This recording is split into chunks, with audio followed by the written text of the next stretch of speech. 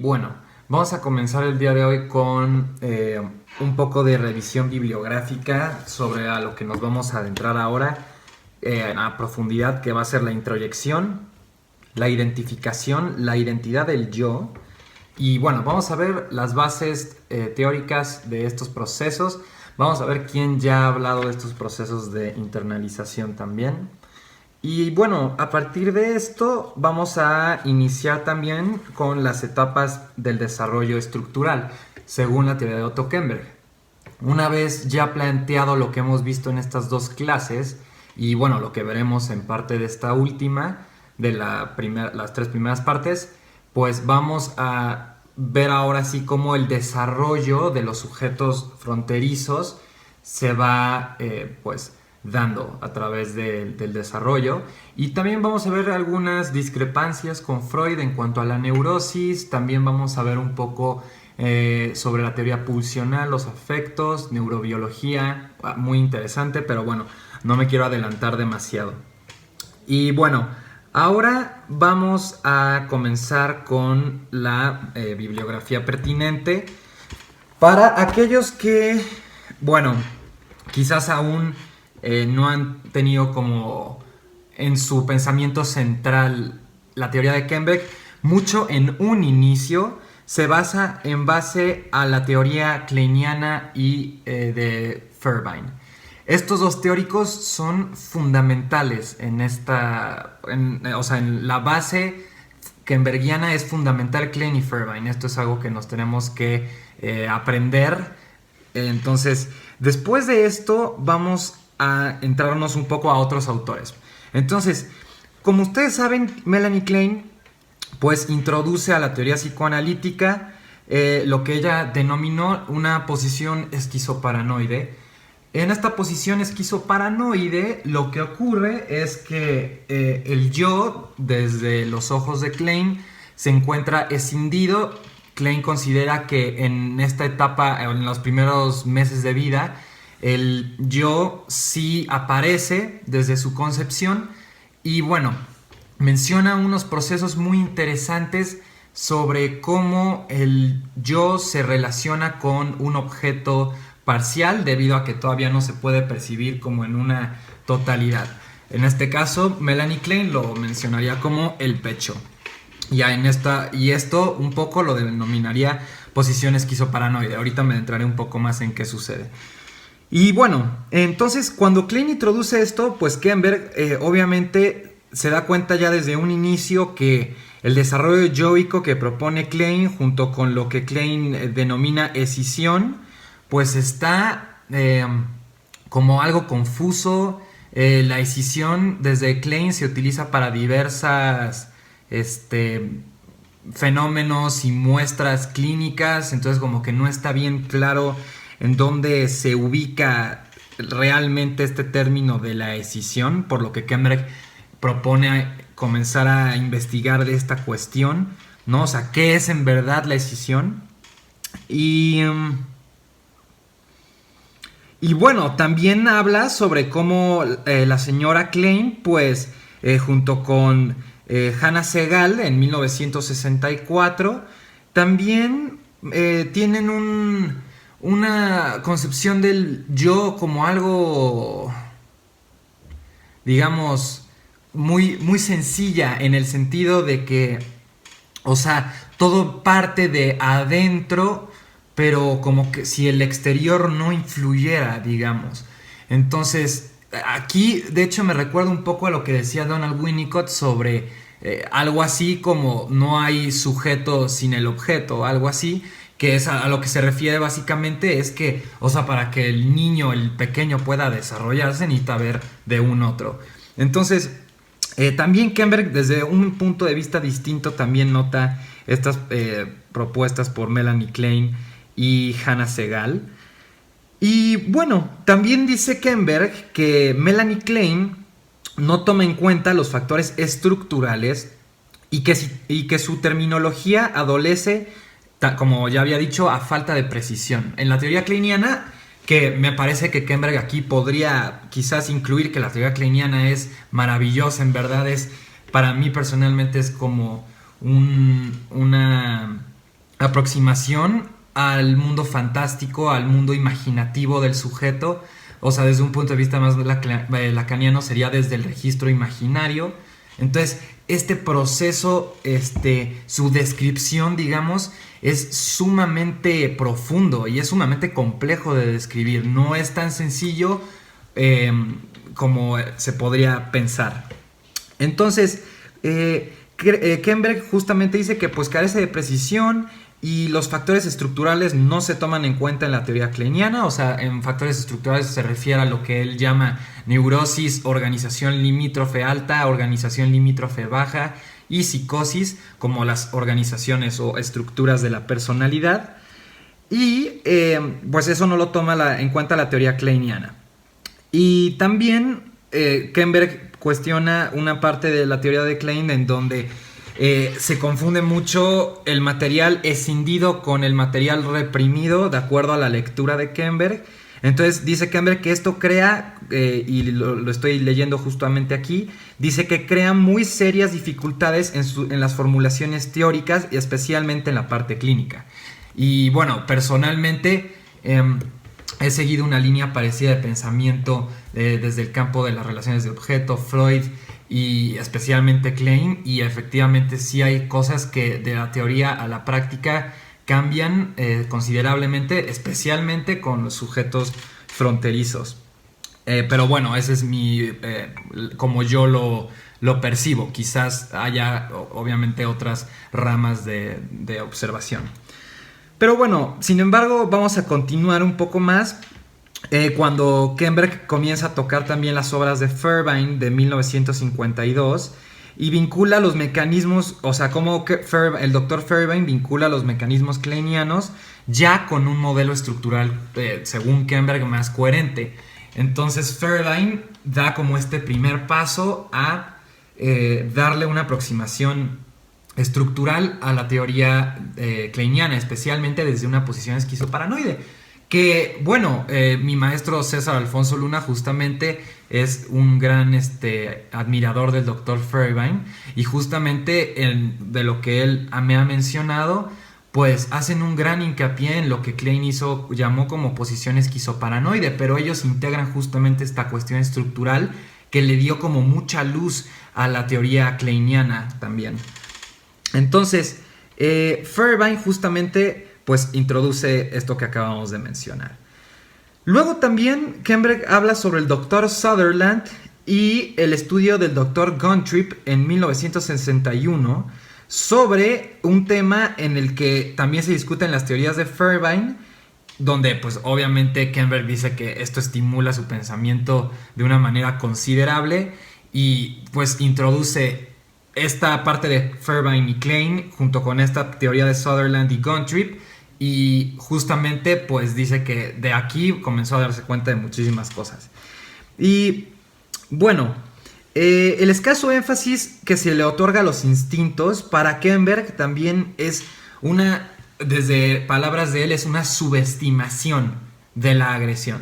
Entonces Kemberg dice que los psicoanalistas post-kleinianos, digamos, algunos, no le han dado la suficiente importancia a la agresión en el ser humano, que personalmente considero que por supuesto es fundamental reconocer este aspecto y no quedarnos algo escindidos en que pues no hay como maldad en el sujeto, ¿no? Como todos sabemos, pueden existir traumas, pueden existir muchas alteraciones en la psiquis desde que somos pequeños.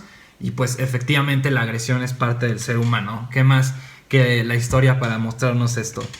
Pero bueno, entonces, continuando, pues Kemberg justamente dice, se le da muy poco énfasis a los instintos, a la agresión, por parte de Fairbairn. Entonces, ahí Kemberg también como que discrepa un poco con la teoría de Fairbairn en ese aspecto de la agresión. Pero también dice que parece cuestionable la inferencia de este autor, de Fairbairn, que únicamente son introyectadas las relaciones con objetos malos. Entonces aquí Kemberg también dice como, ¿únicamente son introyectadas las relaciones con objetos malos? ¿Quién sabe? ¿No? O sea, tendremos que hacer una revisión sobre eso, que por supuesto la hace Kemberg después. Y ahora vamos a pasar a la teoría de las estructuras dinámicas del yo. Esto es muy importante más adelante en la teoría de Kemberg porque vamos a hablar de la estructura alta y baja de la personalidad y también vamos a hablar de diferentes niveles de fijación instintiva que Kemberg nos introduce, pero bueno, ahorita vamos a entrar en esa parte. Entonces, recuerden que esto de las estructuras autónomas primarias del yo es muy importante, la autonomía yoica es muy importante, todos estos son conceptos integrados por el Dr. Hartman en sus trabajos de 1939 y 1950. También su concepto del sí mismo, del Dr. Hartman, dice que ayuda a Kemberg mucho en cuanto a el problema del sí mismo y el yo, porque desde la aproximación de Kemberg, pues como que no hay una distinción adecuada entre lo que es el yo, lo que llaman en inglés el self, o en español del self al sí mismo. Entonces Kemberg quiere también hacer una revisión sobre estos procesos y dice que desde la teoría de Hartman de 1939 y 1950 ayuda muchísimo para lograr pues entender cómo el yo se va estructurando en las diferentes organizaciones de la personalidad, como dije, neurótico, limítrofe y psicótico. Entonces, hasta ahí con el Dr. Hartman. También Kemberg hace una revisión sobre las contribuciones de Jacobson de 1964 y de Erik Erikson de 1950-1956.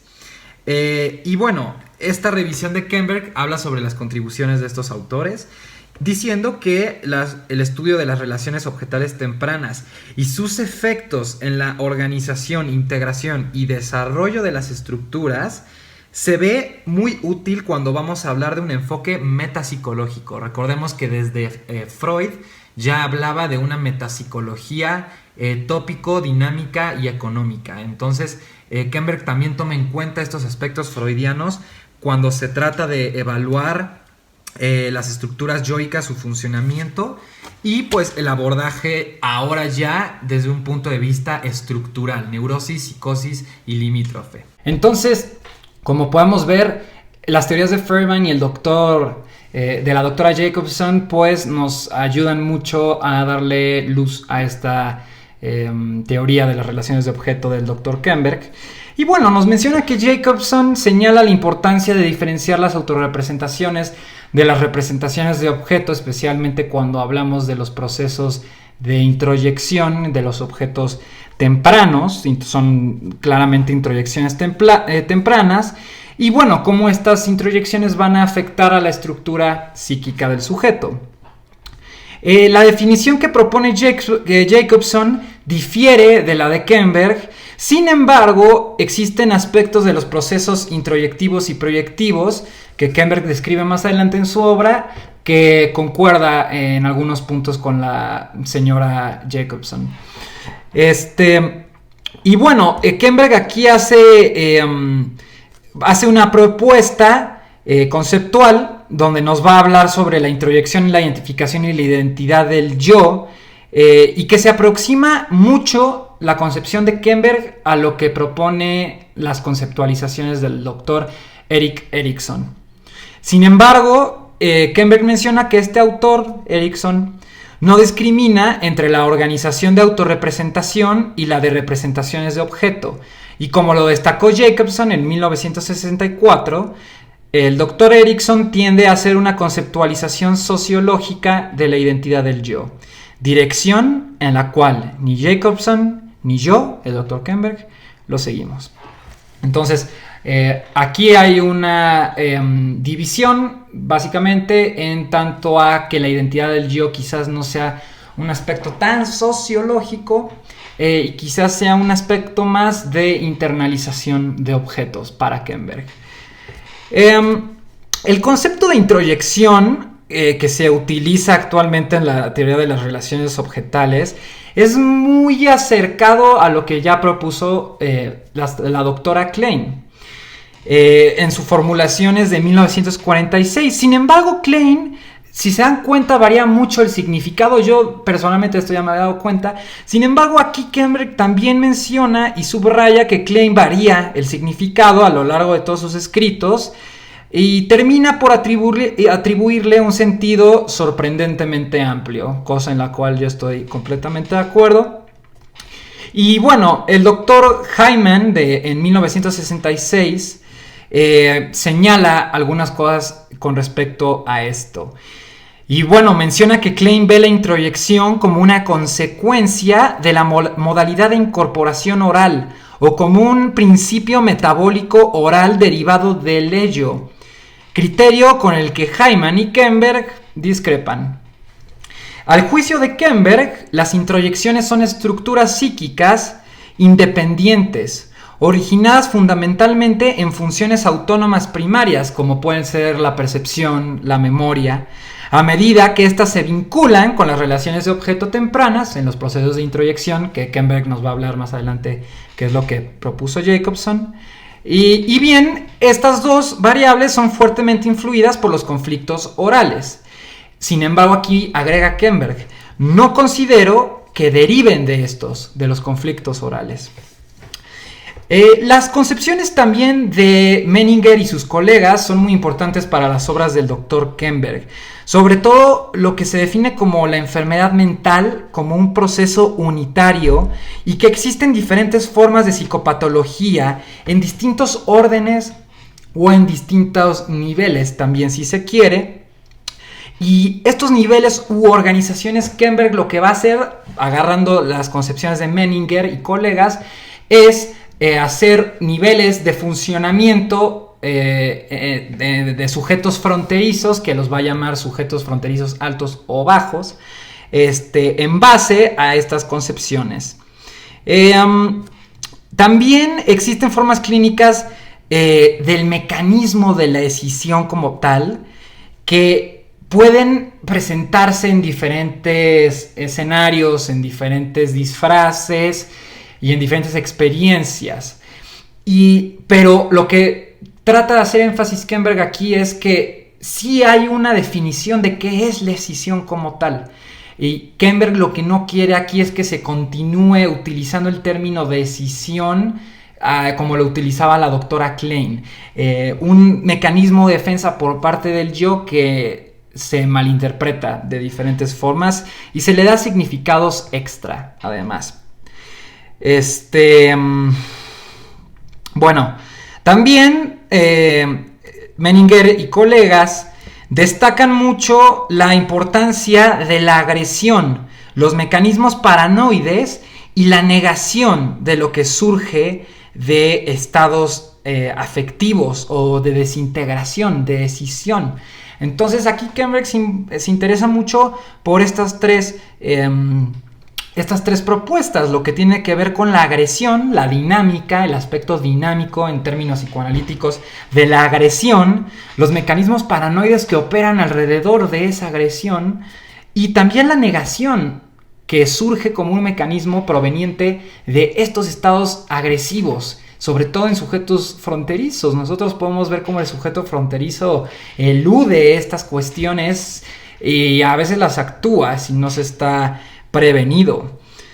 Y bueno, por último, la hipótesis de Glover de 1956 la toma Kemberg y esta refiere a una estructura yoica primitiva multinuclear. Según este autor, la autonomía parcial de los núcleos yoicos en las primeras fases del desarrollo y a la decisiva influencia del estado original del núcleo del yo, dependiendo de cómo se encuentre, tendrá ulteriormente una fortaleza o debilidad que constituye otro importante aporte, que es algo parecido a lo que ya nos estaba diciendo René Spitz acerca del desarrollo del primer año de vida. Glover aquí, cuando habla de una estructura yoica primitiva multinuclear, nos está hablando sobre cómo el niño, el pequeño, está relacionado con ese otro, y cómo ese otro y las introyecciones posteriores que se tengan de ese otro van a afectar a la autonomía yoica desde esta temprana edad. Y bueno, vamos a dejarlo ahí por el día de hoy. Agradezco a todos los que están escuchando por estas clases. Déjenme un like, por favor, una suscripción para que yo pueda continuar haciendo estos videos. Y bueno, poder compartir todo esto con ustedes, que me encanta hacerlo. Así que bueno, muchas gracias a todos por escucharme, por ver esta clase. Espero les funcione donde quiera que estén, psicoterapeutas, psicólogos, psiquiatras, analistas. Y bueno, nos veremos en la siguiente clase. Hablaremos sobre las etapas del desarrollo y también hablaremos más sobre estos procesos que Kemberg saca a luz para discutir sobre lo que llamó introyección, identificación y la identidad del yo. Vamos a profundizarlo más aún. Y en base a eso, a partir de identificar los diferentes procesos de internalización en relación con los objetos, vamos a comenzar con el inicio del desarrollo psicológico. Muchas gracias a todos, espero que estén muy bien y nos vemos hasta la siguiente. Gracias.